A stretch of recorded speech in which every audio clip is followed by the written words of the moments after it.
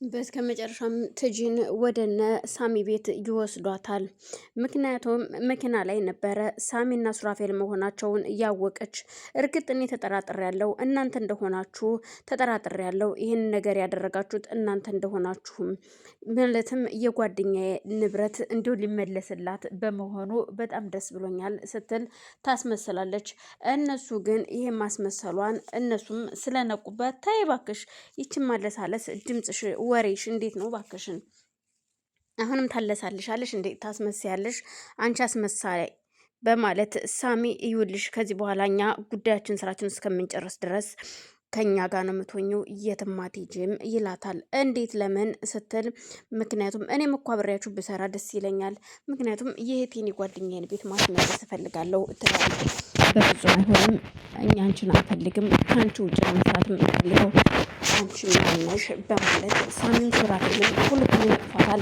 በዛን ሰዓት አንቺ ታስረሽ እኛ ጉዳያችን እስከምንጨርስ ድረስ ትታሰሪያለሽ፣ ትቀመጫለሽ፣ ከዛም በኋላ እኛ ስንጨርስ እንፈታሻለን። አይ ካልሽ ግን ደግሞ ሳሚ ማን እንደሆነ ግን ታውቂያለሽ? ከዚህ በፊት አታውቂውም አይደለም? ሳሚ ማለት እስር ቤት እየቆየ ከአንድም 3 ሰው እያረደ ነው ይላታል። ምን? አው ማረድ ቢሉሽ ደግሞ ማረድ እንዳይመስልሽ ቆራርጬ በፌስታል የከተትኩት ሰው ነኝ። ስለዚህ አንቺም እንዳይከተልሽ አርፈሽ ተቀመጭ ይሻልሻል ይላታል። በዛን ሰዓት እጂ በጣም ትፈራና እሺ በቃ ወደ ቤቱ ሰዱኝ እሺ ትላለች። ቤት ወስደው ሶፋ ላይ ያስቀምጠዋት እባካችሁ ፍቱኝ ስትል ስራችን ከጨረስን በኋላ ነው አንቺ የምትፈችው፣ ከዛ በፊት ግን አትፈችም ይላታል። ምን? አዎ እንደዛ ነው የሚሆነው በማለት ቤዛ ምግብ ሰርታ ታቀርብላትና ለማጉረስ ቁጭ ትላለች። ጓደኛዬ የኔ እህት ቤዛ ፍቺኝ እባክሽን ሽንቴን መጥቷል እና በእጅ መብላት ናፍቆኛል ትላታለች። ኧረ እባክሽ ናፈቀሽ እንዴ በእጅሽ? አዎ በጣም ጥሩ፣ አሁን ትጎርሻለሽ አትጎርሽም ስትላት፣ ለነገሩ እጅሽ ናፍቆኛል እኮ እጅ ብቻ ነው ናፈቀሽ ወይስ ምንድነው ስትል ቤዛም ታሾፍባታለች። ቤዝዬ የኔ እጅ ሳልናፈቀሽም ፍቺኝና እባክሽ ላጉርስሽ ስትላት፣ አንቺ እጅሽ ሳይሆን እየናፈቀኝ ሁሉ ነገርሽ ነው ያስጠላኝ በማለት ቤዛም ትናደድባታለች። ቤዛም እያጎረሰቻት ነበረ፣ እሷም እየበለች እዛው ታስራለች። ወይዘሮ ዘርፌ ሉላን ከታሰረችበት ፈታት። ቆይ ግን አክስቴ እስከመቼ ነው እንደዚህ ምን ሆነው? ይሄ ነገር ግን ምንድነው? ቆይ አሁን የ40 ሚሊዮን ብር ከየት ነው የሚመጣው ስትላት፣ እኔ የማውቀው ነገር የለም፣ እኔ ስለዚህ 40 ሚሊዮን ደግሞ የሚያወጣ ንብረት እንኳን የለኝም፣ ምን ነው የምሰጣቸው አሁን 40 ሚሊዮን የሚሉኝ? ይሄ ነገር ግን ቆይ ማን ነው እንዲህ ሊያደርገው እየቻለ? እኔ አላቅም፣ ግን እኔ ያን የተረገመ ዶክተርም እጠራጠረዋለሁ ስትል ሉላ ትናገራለች። ያለ ነገር አይደለም እቤቴ 10 ይመጣ የነበረው ሊሆን ይችላል ስትል እሷም ትመልስላታለች። አላቅም ግን እስኪ ላግኘው፣ ያለ ነገር ማፍቀሬ እሱን ሰው ነው ብዬ መውደዴ እየጎዳኝ ነው አሁን ላይ፣ ምክንያቱም እኔ የእውነት ከልቤ ወድቸው ነበረ ስትላት፣ ቆይ አሁን እሺ ምን ማድረግ ነው ያለብን? ይሄን አስክሬን መቅበር አለብን አክስቴ ባክሽን እየሸተተ ነው ስትል ትነግራታለች። ግን ደግሞ አስክሬኑ እንዳይሸት ደግሞ መርፌ ወቅተውት ነበረ እነ ሳሚ፣ ግን ደግሞ ሽታ እንዲያመጣ ጠረኑ ቀየር የሞተች ሀይጥ ከስክሪኗ አጠገብ አስቀምጭ ብለው ለሉላ ሰጥተዋት ነበርና የምትሸተው ሀይጧ እንጂ አስክሬኗ አልነበረም። አክስትየውም ስለዚህ መቅበር አለብን በማለት ማታ በጨለማ ልትቀብር አስባለች። ትጅም ያንን ነገር ባለማድረጓ ተነስታ እዛ ቤት ስለሄደች ግዴታ ሉላና አክስት ናቸው ይሄን ነገር መቅበር ያለባቸው።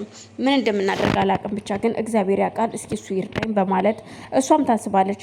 አሁን ምን ማድረግ እንዳለብኝ አላቅም፣ ለማንኛውም መጣው ትላትና አክስቴ ሉላም ወደ ሮቤል ጋር ትሄዳለች። ሮቤል ጋር ቁጭ ብለው ካፌ እየተጫወቱ እያለ ምን ሆነሻል ዛሬ ግን ልክ አይደለሽም፣ ዝምታሽም በስቷል ይላታል። አዎ ያው የሆነ ነገር እያሰብኩ እኮ ምንድን ነው የምታስቢው እንዴ? ለምንድን ነው አትጫውችም እንዴ ሲላት፣ አይ አንተን ማፍቀሬ ልክ እንዳልሆነ አሁን እየተሰማኝ ነው፣ እናም እዚህ ጋር ማቆም እንዳለብኝ እየተሰማኝ ነው ትለዋለች። እኮ ለምን? መሀሌትን ፈርተሽ ነው ወይ? የመሀሌት ነገር እኮ እያበቃ ነው ይላታል። አይ የመሀሌት ብቻ አይደለም ብቻ አንተን ማፍቀሬ ልክ ነው ብዬ አላስብም ስትለው ይደነግጣል። ምን ለማለት አስበሽ ነው ግን? ቆይ አልገባኝም ሲል እሱን ቀስ እያለ ይገባሃል። እኔ ምልክ 40 ሚሊዮን ብር ግን ከየት ነው የሚመጣው? አንተ ግን ጎበዝ ነህ ትችልበታለህ። እርግጥ አክስቴን አዎ በጣም ጠልቻት ነበር፣ አልወዳትም ነበረ፣ ግን ደግሞ 40 ሚሊዮን ስትል በጣም ነው ያስደሰትከኝ፣ አኮራኸኝ ትላለች። አልገባኝም ምን 40 ሚሊዮን ነው አገኘው ሀየህ እንዴት ነው ነገሩ ስትለው እሷ የምታወራውና እሱ የሚሰማው ነገር በፍጹም ሊገናኝ አልቻለም። ሁሉም ነገር ቆይ ልጅቷ ምን ሆናለች ዛሬ ምንድነው የምታወራው በማለት እሱም ግራ ተጋብቷል።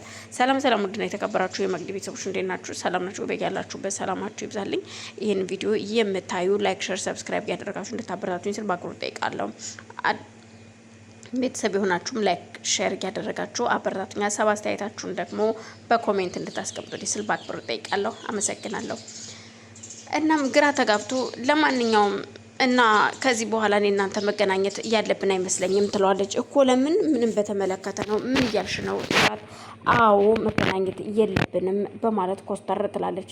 ለማንኛውም አሁን መሄድ ሳይኖርብኝ አይቀርም ስትለው ቆይ ምንድን ነው ችግርሽ ግን አንቺ ልጅ ቆይ እስኪ ቁጭ በይ ሲላት አይ መሄድ አለብኝ በቃ መሄድ አለብኝ አሁን ትላለች። ምክንያቱም የምታወራቸው ወሬዎች ነገሮችን እያጠራጠረው ሲመጣ እሷም ከተቀመጠችበት ብድግ ብላ ጥላው ትሄዳለች። በዛን መሀል ሮቤልም ግራ ተጋብቶ ይችል ምን እያወራች ነው ያለችው? ስለምን 40 ሚሊዮን ነው አልገባኝም፣ ይሄ ነገር ምንድን ነው በማለት ራሱን ይጠይቅ ጀመር። እሷም ወደ ቤት ትመጣና ያን የተረገመ ዶክተር እኮ አግኝቼው ነበረ ስትል ላክስቷ ትነግራታለች። እና ምን አለሽ? ምንም አላለኝም፣ እሱ ምንም እንዳልተፈጠረ ነው እያደረገ ያለው፣ ግን ደግሞ እሱ ነው ብዬ ነው የማስበው። እኔ ግን የምጠራጠረው ግን እነዛ የደወለው ሰው ግን እውነታ ሊኖረው ይችላል። ምክንያቱም የደወለው ሰው ድጋሚ አልደወለም። መኪና ተመሳሳይ መኪና እኮ የሌላ ሰውም አለ ትላታለች። እኮማ